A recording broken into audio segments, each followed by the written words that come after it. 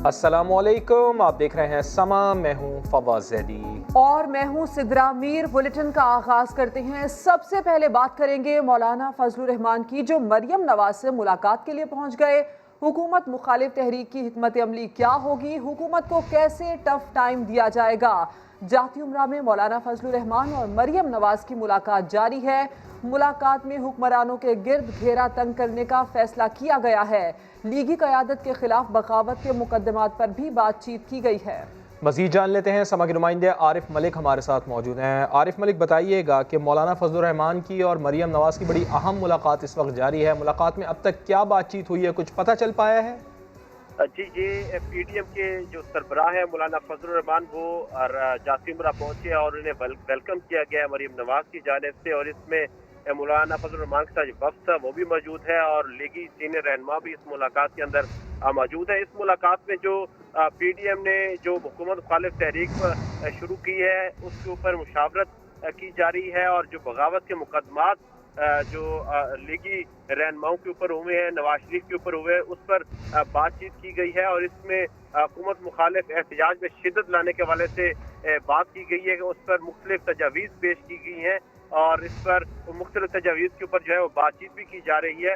और इसमें जल्द से जुलूस जो अवामी मसाइल हैं उनमें उजागर करने का फैसला किया गया है कि अवामी जो मसाइल है वो जल्द से जुलूस में जो उजागर किए जाए ताकि अवाम को उनके मसाइल का पता चले और हुकूमत को बताया जाए कि अवाम किन किन मसाइल से दुश्वार है। दूसरा, इसमें इस तहरीक में मरहलावार शिद्दत लाकर हुक्मरानों के घेरा तंग करने का फैसला किया गया है और दोनों जानिब से मुलाकात के दोनों जानिब से इत्तेफाक किया गया है कि ये जो सिलसिला है ये जारी रहेगा और हुकूमत के खिलाफ घेरा तंग किया जाएगा। ठीक, बहुत शुक्रिया आपका।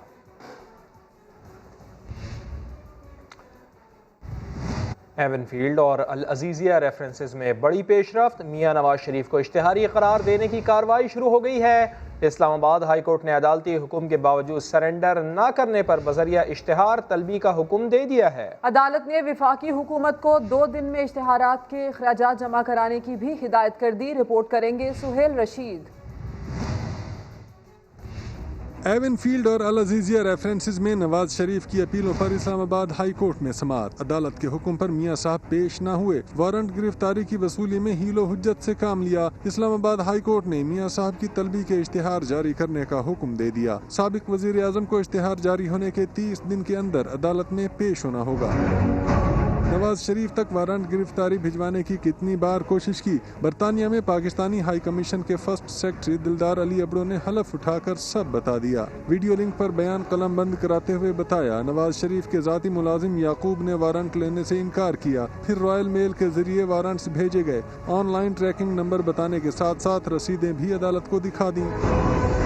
पाकिस्तानी हाई कमीशन लंदन के कौंसल अताशी राव अब्दुल हनान और दफ्तर खारजा के डायरेक्टर यूरोप मुबशिर खान ने भी दिलदार अली अबड़ो के बयान की तस्दीक कर दी। अदालत के तलब करने पर मुबशिर खान ने वारंट्स की दफ्तर खारजा में वसूली और बरतानिया भिजवाने का डायरी नंबर भी बताया। शवाहिद का जायजा लेने के बाद अदालत ने एडिशनल अटॉर्नी जनरल को इश्तिहार जारी करने के अखराजात 2 दिन में जमा कराने का हुक्म दे दिया। नैब प्रोसिक्यूटर के मुताबिक नवाज शरीफ की तलबी का इश्तिहार अहाता अदालत और नवाज शरीफ की रिहाइशगाह पर भी चस्पा किया जाएगा। बजरिया इश्तिहार तलबी का लाउड स्पीकर से ऐलान भी किया जाएगा। गद्दारी के मुकदमे को जूते की नोक पर रखते हैं। गद्दारी के मुकदमात बनाने वाले खुद गद्दार हैं। मौलाना फजलुर रहमान बरस पड़े, कहा गद्दार वो हैं जिन्होंने धांधली की, गद्दार वो हैं जो अवाम के मैंडेट के बगैर कौम पर मुसल्लत हैं। कारवां चल पड़ा है, 2-3 जलसों में तब्दीली के एहसासात और असरात पैदा हो जाएंगे। किसने गद्दारी का केस किया है? जो खुद गद्दार हैं, जिनके खिलाफ गद्दारी के फैसले हो चुके हैं, जो अदालतों में पेश होने के लिए तैयार नहीं है, ये कोई मुकदमा नहीं है। हम ऐसे मुकदमात को जूते के नोक पर रखते हैं। हम इनका मुकाबला करेंगे। गद्दार वो हैं जिन्होंने धांधली की है, गद्दार वो हैं जो अवाम के मैंडेट के बगैर कौम पर मुसल्लत हैं, गद्दार वो हैं जिसके खिलाफ फैसले आए और फिर अदालती कमीशन तहलील कर दिए गए। इस हवाले से जंग न छेड़ी जाए। हम ऐसे जंग में लड़ने के बड़े आदी हैं। हम बिल्कुल इंतहा तक नहीं जा रहे, हम आईन के हुदूद के अंदर जा रहे हैं। कोई दूसरा इदारा भी आईन के हुदूद से आगे न जाए। इंतहा पसंदी की तरफ न जाए। अब ये कारवान चल पड़ा है। पहले ही 2-3 जलसों में मुल्क के अंदर एक तब्दीली के एहसासात और असरात पैदा हो जाए। इदारों से तसादुम का कोई तस्वुर नहीं है। आइन के तहत दिए हुए दायरे कार के तहत अपने किरदार को महदूद करने की बात करते हैं। जो शिकायतें सामने आई हैं वो शिकायतें जेन्युइन हैं। दलील की बुनियाद पर ठंडे दिल के साथ सोचना चाहिए कि मुल्क कैसे चल सकता है। और हुब्बुल वतनी के सर्टिफिकेट कहां से मिलते हैं? गद्दार तो कश्मीर का सौदा और मईशत को तबाह करने वाले होते हैं। लीगी रहनुमा शाहिद खाकान अब्बासी ने वजीर आजम इमरान खान के खिलाफ मुकदमा दर्ज कराने का ऐलान कर दिया। कहा, गद्दारी का मुकदमा खुली अदालत में चलाया जाए। गद्दार वो होते हैं जो कश्मीर का सौदा करते हैं। गद्दार वो होते हैं जो मुल्क की मईशत तबाह करते हैं। अब मैं भी एक पर्चा दर्ज कराना चाहता हूँ। मेरा पर्चा इमरान खान के खिलाफ है। DGFIA की बातों ने साबित कर दिया है हमारा वज़ीर आज़म जो है वो सारा दिन उन पर गद्दारी के पर्चे कराने के बारे में सोचता है। ये सब बातें इस बात की दलील है। 7 तरह का पर्चा भी इमरान खान ने दर्ज कराया। पूरा मुल्क रो रहा है। हंस कौन रहा है? हिंदुस्तान और पूरी। जब आप ये कहते हैं कि हमारे 2 साबका वज़ीर आज़म गद्दार हैं, पूछना चाहता हूँ ये हुब्बुल वतनी का सर्टिफिकेट कहाँ से मिलता है? मेरा इनको चैलेंज है, बाहर निकले, FIR में शामिल हों, मुल्ज़िमान को गिरफ्तार करें, केस चलाएं अवाम के सामने खुली अदालत में। पाकिस्तान के अवाम को दिखाएं कि यहाँ कौन से गद्दार हैं। बताएं, लीगी क़यादत पर बगावत का मुकदमा क्यों दर्ज किया? मोहम्मद ज़ुबैर शादरा थाने पहुंचे तो थानेदार बन गए। SHO से ही तफ्तीश करने लगे। कहा, आपको अपना ऑफिशियल काम करना चाहिए। आपको ये सवाल करना चाहिए था कि आप ये मुकदमा बना भी सकते हैं या नहीं। SHO साहब ने भी साफ साफ कह दिया, मेरी आपसे कोई ज़ाती लड़ाई नहीं। हमें बताइए, आप वापस ले रहे हैं और पहले उससे पहले ये बताया आपने रजिस्टर क्यों किया? लीगी क़यादत पर मुकदमा क्यों दर्ज किया? शरीफों के तर्जुमान थाने पहुंचे और थानेदार बन गए। हम समझते हैं कि ये मुकदमा जो है आपकी तो मजबूरी होगी, आपने शायद इसको बनाया होगा, लेकिन हालांकि आपको अपना ऑफिशियल काम करना चाहिए और क्वेश्चन करना चाहिए कि ये आप बना भी सकती हैं या नहीं बना सकती। SHO दबाव में न आए, कुछ यूं गोया हुए। आपके लिए उतने ही इम्पार्शियल हैं जितने किसी और बंदे की। आपसे हमारी कोई जाती लड़ाई नहीं। मोहम्मद ज़ुबैर ने एक और सवाल दागा। SHO ने साफ कह दिया कि मेरी तो उन तक रसाई ही नहीं। मगर ज़ुबैर को तसल्ली ना हुई। आपकी जो मजबूरी थी वो हम समझते हैं, क्योंकि ऊपर से इमरान खान साहब से आया होगा और उन्होंने करवाया होगा, क्योंकि ये शौक सिर्फ उनको है। आप तो मुलजिम हैं, तो आप अपनी कार्रवाई करेंगे। थानेदार साहब ने भी कह दिया, सबूत ना हुआ तो गिरफ्तारी भी नहीं होगी। आपके लिए मैं 24 घंटे हाजिर हूँ। आपके खिलाफ कोई एलिगेशन एविडेंस साबित नहीं होगी कि आपने ये जुर्म किया है, हम आपको चोरी करने वाला। मोहम्मद ज़ुबैर थाने से निकले और मीडिया से मुखातिब हुए। एक बार फिर इल्जाम हुकूमत के खाते में डाल दिया। डायरेक्ट इंस्ट्रक्शंस हैं इमरान खान की कि जी मुकदमे कायम किए जाएं। या तो आप में इतना दमखम होना चाहिए कि आप मुकदमे कायम करें, और अगर नहीं है तो फिर इस किस्म के पूछे हथकंडे ना करें। ऑपोजिशन के पास तहरीक चलाने का कोई इखलाकी जवाज़ नहीं, ब्लैकमेलिंग में नहीं आएंगे। सब NRO के लिए दबाव डालने की कोशिश कर रहे हैं। विफाकी वजीर इत्तलात शिबली फराज ने हरीफों को वाज़ेह पैगाम दे दिया। कहा, इस्तीफ़ा देना आसान नहीं, हुकूमत कबूल करके इलेक्शन करा देगी। ये जो तहरीक है ये तो तहरीक है नहीं। इन लोगों ने क्या नारा लगाया है कि अपनी जो करप्शन से हासिल की हुई दौलत है उसको प्रोटेक्ट करने के लिए चला रहे हैं। ये एक अकट है उन लोगों का जो कि अपनी लूटी हुई दौलत को बचाने के लिए आवाम की आंखों में धूल झोंक रहे हैं। एक प्रेशर क्रिएट कर रहे हैं हुकूमत पे कि उनको NRO दे, जो जिससे हम बिल्कुल वो सवाल ही नहीं पैदा हो कि हम उनकी ब्लैकमेलिंग में। मिसमैनेजमेंट की, इनकॉम्पिटेंस की, करप्शन की एक लंबी दास्तान हो, वो आज जो है तो इकट्ठे हो रहे हैं कि जी वो हुकूमत के खिलाफ तहरीक चलाएंगे। इखलाकी जवाज़ है उनके पास कि सारी चीज़ों को तबाह बर्बाद किया, मुल्क को कर्जों में डुबो दिया, और इकट्ठे हो रहे हैं एक दूसरे के पीछे छुप रहे हैं कि किस तरह से हम हिसाब से हम बच सकें। उनका मिलना कोई अजूबा नहीं है, इन सब के मफादात मुख्तलिफ हैं। इस्तीफा देना आसान नहीं है। हम तो ले लेंगे और हम कबूल भी कर लेंगे और हम दोबारा इलेक्शन भी कराएंगे। बिल्कुल बिल्कुल, इसमें हमें कोई शक नहीं। पाकिस्तान डेमोक्रेटिक मूवमेंट के सरबराह मौलाना फजल रहमान ने एक बार फिर नैब को ललकार दिया। कहा, पहले जाबरों के कानून की ऐसी तैसी की, इस तरह तुम्हारे नैब की भी ऐसी की तैसी कर देंगे। हमें आजमाओ नहीं, हम गले पड़ जाएंगे। हम आजकल गले पड़ने के लिए बिल्कुल तैयार बैठे हैं। ऐसा ना हो कि आपको लेने के देने पड़ जाएं। हमसे टक्कर लेने से पहले हमारी तारीख देख ली जाए। आजमाया ना क्या करो, हम गले पड़ जाएंगे और हम आजकल गले पड़ने के लिए तैयार बैठे हुए हैं। ऐसा ना हो कि फिर लेने के देने पड़ जाएं कल आप। तुमने शायद हमें समझा नहीं, या शायद तुमने हमारी तारीख नहीं पढ़ी। जिस तरह पहले जाबिरों के कानून की ऐसी तैसी, तुम्हारे नेब की भी ऐसी तैसी। हम इस तरह की चीजों की परवाह किए होते तो घर में बैठ जाते।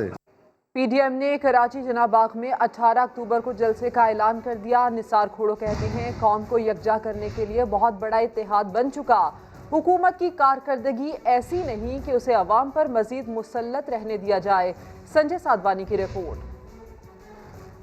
विफाकी हुकूमत के खिलाफ अपोजिशन ने कमर कस ली। कराची में बाग जिना पर पिंडाल सजाने का फैसला भी हो गया। 18 अक्टूबर को मुखालिफ जमातें अवामी ताकत का मुजाहरा करेंगी। पाकिस्तान डेमोक्रेटिक मूवमेंट के तहत जलसे की मेजबानी का सेहरा पीपल्स पार्टी के सर है। जलसा कब शुरू होगा, वज़ीर आला हाउस के बाहर मीडिया से गुफ्तगू में निसार खोड़ो ने वक्त भी बता दिया। बागे जना 4:30 बजे मेजबानी पीपल्स पार्टी की है। हमने दूसरे मरकजी कायदीन को भी बुलाया। जाले रहनुमा ने कहा, बस अब बहुत हो गया। हुकूमत इस लायक नहीं कि अवाम पर मुसल्लत रहे। पेट्रोल की कीमतें बढ़ाकर, कभी बिजली की कीमत बढ़ाकर, हर तरह से वो काम करते हैं कि लोगों को मारो, लोगों की अजियत दो, लोगों का खून चूसो। ओपोजिशन जमातों ने सियासी दावपेच के लिए शहर कायद को अखाड़ा बना लिया। सियासी दर्जा हरारत बढ़ने का इम्कान जाहिर किया जा रहा है। कैमरामैन मोहसिन अली के साथ संजय साधवानी, समा, कराची।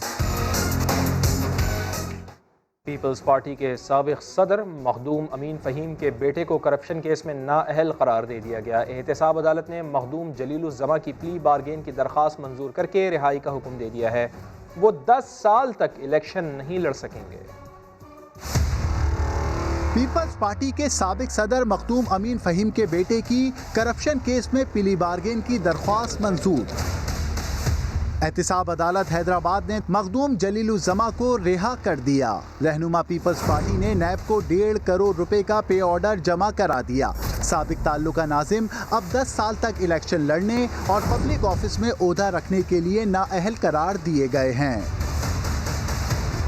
नैब ने मखदूम जलीलुज़्ज़मा को 1.5 करोड़ रुपए की करप्शन के इल्जाम में गिरफ्तार किया था। आगे बढ़ते हुए खबर कराची से, जहां लूट मार बच्चों का खेल बन गया। कम उम्र बच्चे असलहा थामकर वारदातें करने निकल पड़े। नॉर्थ कराची में कम उम्र लड़कों की वारदात ने बड़े बड़ों के होश उड़ा दिए। रिपोर्ट करेंगे शाहनवाज अली।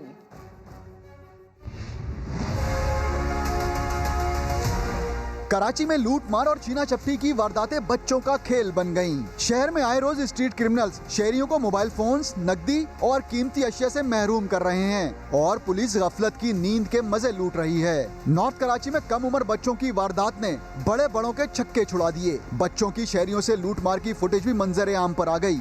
असलहे के जोर पर 2 कम उम्र बच्चों ने घर के बाहर बैठे 2 शहरियों से लूट मार की। मज़ाहमत पर तशद्दुद का निशाना भी बनाया। लुटेरों का एक साथी मोटरसाइकिल पर सूरत हाल का जायजा लेता रहा। स्ट्रीट क्रिमिनल्स ने सेकंडों में वारदात की और 9-2-11 हो गए। पुलिस ने सीसीटीवी फुटेज की मदद से मुल्जिमान की तलाश शुरू कर दी है। शाहनवाज अली, समा, कराची। कराची की ही मजीद बात करेंगे, जहां मासूम शहरी पुलिस की गोलियों का निशाना बन रहे हैं, लेकिन लुटेरों की कार्रवाइयां भी जारी हैं। करंगी सेक्टर 31 में लूट मार के दौरान शहरी जख्मी हो गया। गलती से गोली चलने पर डाकू खुद भी हलाक हो गया। सऊद बिन मुर्तजा रिपोर्ट करेंगे। कोरंगी पीएनटी सोसाइटी में दूध की दुकान खुलते ही लुटेरे आ गए। लूट मार के दौरान दुकानदार ने मज़ाहमत की तो मुल्जिमान ने फायरिंग करके जख्मी कर दिया। फरार होते हुए एक डाकू से पिस्तौल रखते हुए गोली चल गई, जिसके नतीजे में वो हलाक हो गया। लूटने के लिए आए थे, उन्होंने दे दिए पैसे, बोला मोबाइल दे दो। उसने मोबाइल नहीं दी और बाहर निकले, झगड़ा बगड़ा अंदर हुआ तो वो अल्लाह जानता है, लेकिन बाहर निकले उसने फेर मार दिया, दूसरे को लगा था, उसके जो साथ था उसको मार दिया दूसरे ने। इलाका मकीनों ने शिकवा किया कि लूट मार की वारदातें मामूल बन चुकी हैं, इसके बावजूद पुलिस मुतहर्रिक नहीं होती। पुलिस वाले को सो रहे होते हैं बेचारे, उनकी नींदें पूरी नहीं होती हैं, सीधी बात यही है भाई। क्योंकि जब पुलिस आने के बाद ये भी एम्बुलेंस को फ़ोन किया है तो 1.5 घंटे बाद एम्बुलेंस आई है, प्राइवेट गाड़ी में हमने उसको यहाँ से भेजा अपने बंदे को। दूसरी जानिब फिरोजाबाद में पुलिस मुकाबले के दौरान एक मुलजिम जख्मी हालत में पकड़ा गया। SSP ईस्ट के मुताबिक मुलजिम चंदेब आदि मुजरिम है। बहादुराबाद में भी एक दुकान में डकैती कर चुका है। गिरफ्तार मुलजिम से असलहा और लूटी हुई रकम भी बरामद की गई है। कैमरामैन इम्तियाज के साथ सऊद बिन मुर्तज़ा, समा, कराची। कराची में traffic police sub inspector Mukhtiar पर फायरिंग के केस में पेशरफ्त। तफ्तीशी इदारों ने मुख्तलिफ मकामात की CCTV फुटेज हासिल करके तफ्तीश का दायरा बढ़ा दिया है। इब्तदाई तहकीकात में मालूम हुआ है कि वारदात के रोज़ दहशतगर्द ब्रेक रोड से सऊदाबाद तक मुख्तियार का पीछा करते रहे। ट्रैफिक पुलिस ऑफिसर जैसे ही घर की दहलीज पर पहुंचा तो 2 मोटरसाइकिल सवार मुलजिमान ने फायरिंग कर दी। पुलिस ने चलाई गई गोली का खोल फॉरेंसिक के लिए भिजवा दिया है, जबकि 2 ऐनी शाहिदीन के बयानात भी कलमबंद कर लिए गए हैं। 5 अक्टूबर को फायरिंग से जख्मी traffic police sub inspector Mukhtiar अस्पताल में ज़ेरे इलाज है। अफसोसनाक खबर मुल्तान से, जहां ससुरालियों के मुबैना तशद्दुद से खातून जाम बहक हो गई। वुरसा ने इल्ज़ाम लगाया है कि खातून को बेटा पैदा ना होने पर कत्ल किया गया है। मोहसिन अली की रिपोर्ट। मुल्तान में बेटा न होने पर ससुरालियों ने मुबैना तौर पर बहू को कत्ल कर दिया। न्यू मुल्तान की रिहायशी रोजीना असलम के लवाकिन ने इल्जाम लगाया कि शोहर ने घर वालों के साथ मिलकर खातून को कत्ल किया। ये बेटा न होने की वजह से ये उसने ये काम किया। थाना सीतल माड़ी पुलिस ने मुकदमा दर्ज करके ससुर को गिरफ्तार कर लिया। अहले इलाका कहते हैं खातून का शोहर उस पर अक्सर तशद्दुद करता था, जुल्म वगैरह। सर उसने जॉनसन इस दफा तो आखिर ही कर दिया, उसका गला दबा कर मर्डर कर दिया। पुलिस के मुताबिक पोस्टमार्टम रिपोर्ट के बाद मौत की असल वजह मालूम हो सकेगी, जबकि मकतूला के लवाकिन ने इंसाफ की अपील की है। कैमरामैन चौधरी महबूब के साथ मोहसिन अली, समा, मुल्तान। अवामी मुश्किलात की बात करेंगे। अवाम महंगाई की चक्की में पिस रहे हैं। कराची में चक्की का आटा 60 से 62 रुपए फी किलो हो गया है। फाइन आटा 66 रुपए फी किलो फरोख्त हो रहा है। शहरी कहते हैं हुकूमत इनकी तवक्कुआत के बरक्स चल रही है। खुर्शीद आलम रिपोर्ट करेंगे। कराची में दीगर अशिया खुरोनोश की तरह आटे की कीमतों को भी पर लग गए। शहरी कहते हैं तवक्को थी कि चीजें सस्ती होंगी, लेकिन यहाँ तो हर काम ही उल्टा हो रहा है। आटा तो गवर्नमेंट की तरफ से महंगा हो रहा है, सारा गवर्नमेंट की तरफ से कसूबार है, और जो लूटा मारी है जो अलग चली है। हर चीज़ महंगी हो रही है। गरीब आदमी जितना खा नहीं रहा ना उतना पिस रहा है। महंगाई तो बहुत हो गई है, गुजारा कैसे करें, घर भी नहीं चल रहा है, इससे तो किराए पे रहते हैं। दुकानदारों को भी कोई नया बहाना ना मिला, वही पुराना आटा पीछे से महंगा मिल रहा है का जुमला फिर दोहरा दिया। आटा जो मिलों से आ रहा है ना, इस टाइम रेट रुक नहीं रहे। आज कुछ रेट है, कल कुछ रेट है, रोजाना रेट बढ़ रहा है। 150 डेली के। तब्दीली सरकार लोगों की जिंदगी में जो रिलीफ लाना चाहती थी वो अब तक नहीं मिल सका, लेकिन महंगाई की शक्ल में आने वाली तब्दीली ने शहरियों को परेशान जरूर कर दिया। कैमरामैन मरगूब हुसैन के साथ खुर्शीद आलम, समा, कराची। ECC ने यूटिलिटी स्टोर्स पर आटा और चीनी समेत 5 अशिया मजीद महंगी करने की तजवीज़ वापस ले ली है। CNG स्टेशन के नए लाइसेंस पर आयद पाबंदी खत्म कर दी गई है। शकील अहमद की रिपोर्ट देखिए। मुशीर खजाना अब्दुल हफीज शेख की ज़ेर सदारत काबीना की इक्तिसादी राब्ता कमेटी की बैठक में बड़े फैसले। वजीर आजम पैकेज के तहत यूटिलिटी स्टोर्स पर आटा, चीनी, चावल, दालों, घी और कुकिंग ऑयल की कीमतों में इजाफा टल गया। वजारत सनत और पैदावार ने निर्ख बढ़ाने की सिफारिश वापस जो ले ली। खैबर पख्तूनख्वा और पंजाब के गैस सारिफीन के लिए बुरी खबर। सुई नादरन गैस कंपनी को गुज़िश्ता 5 साल में RLNG की कीमतों में इजाफे की मद में सारिफीन से 69 अरब रुपए इजाफी वसूल करने की इजाजत दे दी गई। अलबत्ता आवाम को आटा बहरान से बचाने के लिए मजीद 3,20,000 मैट्रिक टन गंदम दरामद करने की इजाजत दे दी गई। गंदम किस रेट पर दरामद की जाएगी, इस हवाले से रूस के साथ मुज़ाकरात के लिए वजारत खजाना, तिजारत और ग़िज़ाई तहफ़्फ़ुज़ के सेक्रेटरीज पर मुश्तमिल कमेटी तश्कील। मौसम सरमा के दौरान मुल्क भर में घरेलू और कमर्शियल सारिफीन के लिए RLNG की मदद से गैस लोड मैनेजमेंट की मंजूरी। CNG स्टेशन के हवाले से भी बड़ी खबर, नए लाइसेंसेस के इजरा पर 2008 से आयद पाबंदी ओगरा की मुखालफत के बावजूद खत्म। नए CNG स्टेशन सिर्फ RLNG पर चलाए जाएंगे। शकील अहमद, समा, Islamabad. Army chief general Qamar Javed Bajwa tank में दहशतगर्दों से लड़ते हुए शहीद हो जाने वाले कर्नल मुजीबुर रहमान के घर पहुंच गए। कहा, अफसरान और जवानों की कुर्बानियां कभी रायगा नहीं जाएंगी। ISPR के मुताबिक सिपा सालार अपनी अहलिया समेत शहीद कर्नल मुजीबुर रहमान के घर गए और वर्सा के साथ फातह खानी की। आर्मी चीफ का कहना था कि कौम के कल के लिए अपना आज कुर्बान करने वालों को कौम कभी फरामोश नहीं करेगी। पायदार अमन के लिए दहशतगर्दों के खिलाफ जंग जारी रहेगी। पाक फौज के सरबराह ने इस अज़्म का भी दो टोक अदा किया कि अर्ज़ पाक पर देरपा अमन व इस्तेहकाम पर हर कीमत पर हासिल करके रहेंगे। एडमिरल अमजद खान नियाजी ने नेवल चीफ का ओहदा संभाल लिया है। सुबुकदोश हो जाने वाले एडमिरल जफर महमूद अब्बासी को गार्ड ऑफ ऑनर पेश किया गया। इस्लामाबाद। एडमिरल अमजद खान नियाजी ने 22वें नेवल चीफ का ओहदा संभाल लिया। तकरीब का आगाज एडमिरल जफर महमूद की आमद पर हुआ। नए नेवल चीफ ने उनका इस्तकबाल किया। एडमिरल जफर महमूद अब्बासी को गार्ड ऑफ ऑनर पेश किया गया। उन्होंने नए नेवल चीफ को मुबारकबाद दी। Congratulate Admiral Muhammad Amjad Khan Niazi for having been appointed to this prestigious and onerous post. Admiral Zafar Mahmood ने बताया कि 4 चीनी फ्रिगेट आइंदा बरसों में पाक नेवी का हिस्सा होंगे। PNS यरमुक पाक बहरिया का हिस्सा बन चुकी है। मरीन ट्रेनिंग सेंटर कराची से गवादर मुंतकिल कर दिया गया है। नए naval chief admiral Amjad Khan Niazi अहम ओहदों पर फराइज अंजाम दे चुके हैं। अमजद खान नियाजी को हिलाल इम्तियाज मिलिट्री और सितारे बसालत से भी नवाजा जा चुका है। कराची में मोटरसाइकिल छीनने और चोरी के इल्जाम में गिरफ्तार 18 साला लड़की को जेल भेज दिया गया। मुलजिमा कहती है उसे फंसाया गया है। इरफानुल हक की रिपोर्ट देखिए। जो मारपीट इन पे हुई है तो जाहिर है इतराफ करेगी। लोगों इलाके वाले ने इसको मारा, ये बेबी है। 18 साला मुलजिमा बिनिश की मां फट पड़ी। इल्जाम लगाया कि उसकी बेबी को बुरी तरह मारा गया। मोटरसाइकिल चोरी और छीनने के केस में मुलजिमा को सिटी कोर्ट में पेश किया गया। अदालत ने रिमांड पर जेल भेजते हुए पुलिस को चालान पेश करने का हुक्म दे दिया। मुलजिमा ने बाइक चोरी का इल्जाम मुस्तरद कर दिया।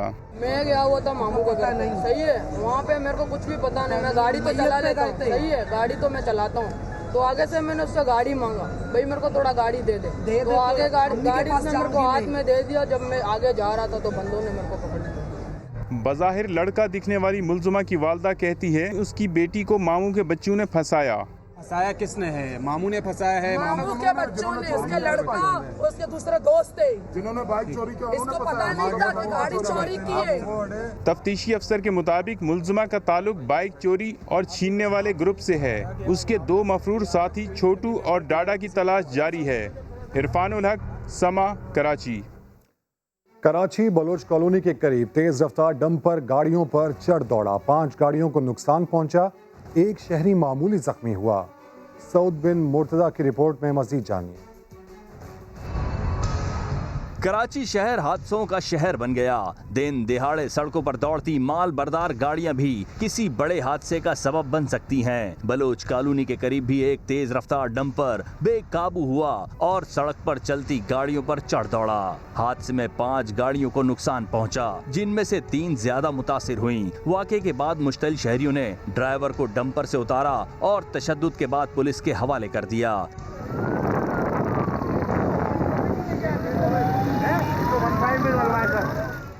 एक मुतासरा गाड़ी के मालिक ने बताया कि पता ही नहीं चला कब डंपर आया और गाड़ी से टकरा गया। पुल पे गाड़ी चढ़ने लगी ना तो पीछे से आवाज़ आई, तो हमने जैसे मुड़ के देखा तो 2 गाड़ियाँ उछली। उछलने के बाद साथ ही डंपर हमारी गाड़ी में लगा और लगने के बाद हमारी गाड़ी साइड पे हुई और हम देख रहे हैं कि डंपर गाड़ियों को मारता हुआ जा रहा है और गाड़ी उड़ती हुई साइड पे होती जा रही है। डंपर और उसके ड्राइवर को थाने मुंतकिल कर दिया गया। पुलिस का कहना है कि वाकये में एक शहरी भी मामूली जख्मी हुआ। वाकये की मजीद तफ्तीश की जा रही है। कैमरामैन मोहसिन अली के साथ सऊद बिन मुर्तजा, समा, कराची। उधर रहीम यार खान में रेलवे स्टेशन के मुलाजिम ने खातून को खुदकुशी से बचा लिया। खातून अपनी और बेटे की जान लेना चाहती थी। इमरान आसिफ की रिपोर्ट। 5 अक्टूबर की रात सिग्नल ऑपरेटर मोहम्मद हयात ने 2 जिंदगियां बचा लीं। अकबर बुकटी एक्सप्रेस तेजी से स्टेशन की तरफ आ रही थी। मोहम्मद हयात झंडा पकड़कर पटड़ी के करीब खड़ा था। उसने देखा कि खातून बच्चे समेत ट्रैक पर आ गई।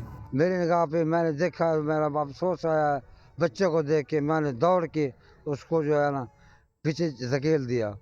जब पीछे धकेल दिया तो फिर दोबारा मेरे को उसने ना फिर दोबारा खींचा है। मैंने नहीं छोड़ा बच्चे को और उस औरत को। आधे घंटे तक लोगों ने समझाया कि खुदकशी हराम है। उसने इरादा तर्क करके घर की राह ली। खुदकुशी करने का कोई शौक नहीं। ये भूख जोन से न, ये भूख ने मजबूर किया है मुझे खुदकुशी करने के लिए। ये हालात ने मजबूर किया है खुदकुशी करने के लिए। ये अगर किसी के पास रोटी मांगने के लिए जाते हैं वो हमें दिक्कत देते हैं, रोटी नहीं देते।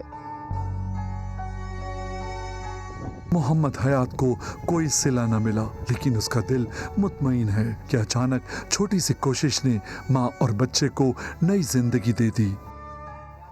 जजीरों पर शहर आबाद करने का मामला। सिंध हुकूमत ने जजीरे पर तरक्याती काम का इजाजतनामा वापस ले लिया। सदारती ऑर्डिनेंस गैर कानूनी करार देकर विफाक को खत भी लिख दिया। आइलैंड्स सिंध की मिल्कियत है, इंशाल्लाह रहेंगे। इसके ऊपर कोई कॉम्प्रोमाइज नहीं होगा। सिंध की जमीन पर कब्जा किसी सूरत बर्दाश्त नहीं। जियाली सरकार डंडा लेकर खड़ी हो गई। पहले जजीरों पर तरक्याती काम करने की इजाजत दी। जब शहर तामीर करने का वक्त आया तो यू टर्न ले लिया। विफाकी वजीर इत्तलात शिबली फराज कहते हैं सिंध हुकूमत खुद काम करती है, ना दूसरों को करने देती है। एक काम है जो कि डेवलपमेंट का उनका काम कर रहे हैं और उसको ये सियासत की नज़र हमेशा करते हैं। ये तो इनका एक हमेशा रिवायत क्या कहता है जमीन के हवाले से सूबाई मिल्कियत के कोई आईनी गैर हुकूमत कोई गैर आईनी काम कर ही नहीं सकती है। आप ये सोचें कि इस इलाके की बेहतरी के लिए हो रहा है। आप नहीं चाहते कि आपके इलाके में रोजगार के मौके पैदा हों। हुकूमत सिंध ने विफाक को जजीरे पर तरक्याती काम करने का इजाजतनामा वापस ले लिया। विफाकी हुकूमत को लिखे गए खत में कहा गया है कि बंडल आइलैंड से मुतालिक सदारती ऑर्डिनेंस गैर कानूनी है। जजीरों से मुतालिक ऑर्डिनेंस को आइन के आर्टिकल 172 की खिलाफ वर्जी करार देते हुए कहा है कि ये इक़दाम सिंध की हुदूद पर कब्जे के मुतरादिफ है। पाकिस्तान पीपल्स पार्टी के रहनुमा निसार खोड़ो ने कराची पैकेज को झूठ का पलंदा करार दे दिया। कहते हैं विफाक ने इतना हंगामा करके सिर्फ 300 अरब रुपए देने की बात की।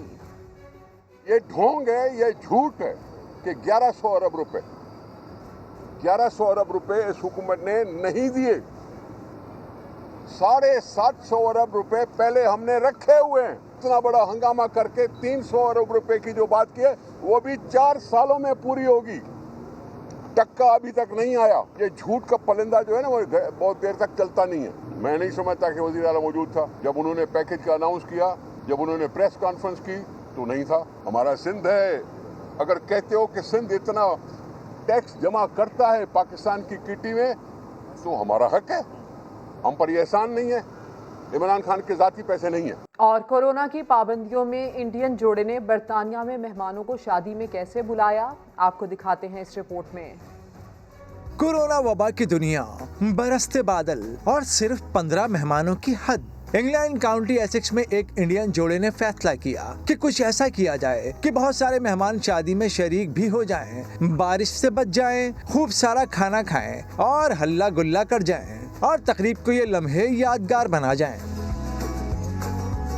ड्राइव इन शादी का आइडिया काम कर गया। 200 मेहमान गाड़ियों में आए, गाड़ियों ही में बैठे रहे, बड़ी स्क्रीन पर दुल्हा दुल्हन को देखते रहे, दावत उड़ाते रहे और बारिश में भीगे भी नहीं।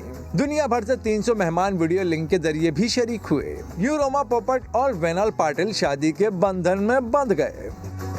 बिजली टैरिफ में कमी के लिए IPPs के साथ मुज़ाकराती कमेटी की सरबराही से वज़ीर तवानाई उमर अयूब को हटा दिया गया।